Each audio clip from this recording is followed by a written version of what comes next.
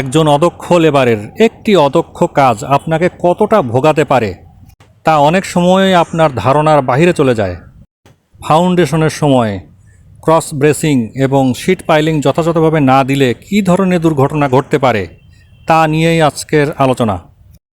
প্রথম ঝুঁকি, soil collapse. সঠিকভাবে শীট পাইলিং না করলে খননকৃত জায়গার দেয়াল ভেঙে পড়তে পারে। দ্বিতীয় সমস্যা, water leakage and sand boiling. Sheet পাইলের জোর ঠিকমতো না বসালে পানি ঢুকে পড়ে। পানির চাপের কারণে বালু ফেটে উঠে আসে, যাকে স্যান্ড বয়েলিং বলে, যা ফাউন্ডেশনের স্থায়িত্ব নষ্ট করে। তৃতীয়ত, স্ট্রাকচারাল ইনস্ট্যাবিলিটি। স্টিল ব্রেসিং যথাযথ না হলে শীট পাইল বাঁকা হয়ে যায় অথবা সরে যায়। এর ফলেও ফাউন্ডেশনের দেয়াল ভেঙে পড়তে পারে এবং ভবিষ্যতে ভবনের স্থায়িত্ব কমে যায়।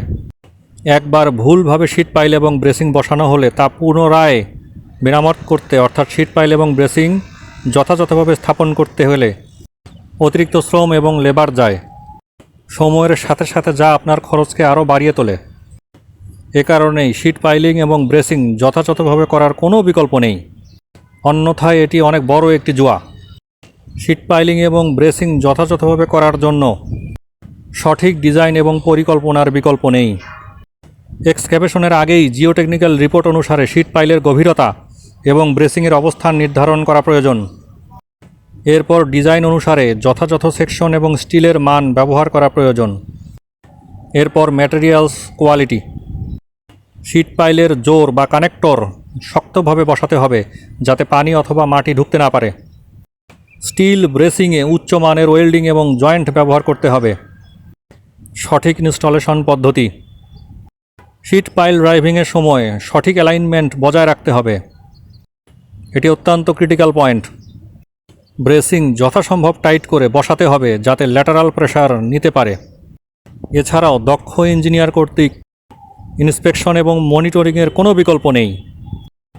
কোনো প্রকার ফাটল, বাঁক অথবা সরে যাওয়া দেখা দিলে সঙ্গে সঙ্গে তা মেরামতের উদ্যোগ গ্রহণ করতে হবে। Leakage and seepage control.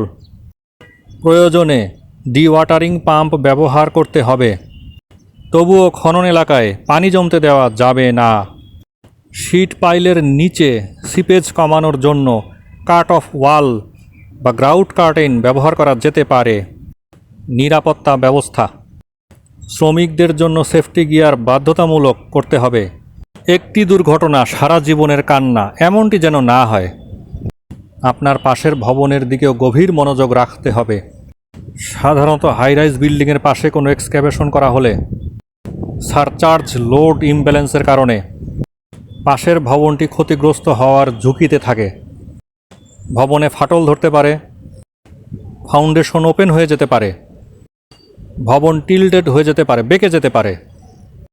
এছাড়াও ভবনে সেটেলমেন্ট হতে পারে। এই সেটেলমেন্টের কারণেই ভবনে ক্র্যাক তৈরি হবে। অনেক সময় এক্সটার্নাল ক্র্যাকের পরিবর্তে ইন্টারনাল ক্র্যাক ডেভেলপ করতে পারে। ভবনের সেটেলমেন্ট যদি ইউনিফর্ম সেটেলমেন্ট হয় তাহলে ভবন বেঁকে যাবে, আর যদি ডিফারেন্সিয়াল সেটেলমেন্ট হয় যা ভবনের জন্য অত্যন্ত ঝুঁকিপূর্ণ, তাহলে এক্সটার্নাল এবং ইন্টারনাল ক্র্যাক তৈরি হতে পারে।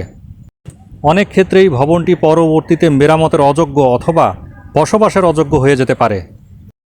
তাই এসব কারণে শীট পাইলিং এবং স্টিল ব্রেসিং যথেষ্ট গুরুত্ব সহকারে নিতে হবে এবং দক্ষ প্রকৌশলী দ্বারা এদের ডিজাইন করিয়ে নিতে হবে, অন্যথায় এমন পরিস্থিতির সম্মুখীন হতে পারে যা আপনার জন্য অকল্পনীয় ক্ষতি ডেকে আনতে পারে।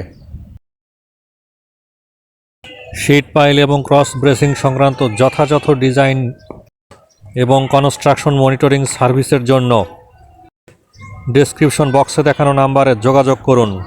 প্রকৌশলী আহসান।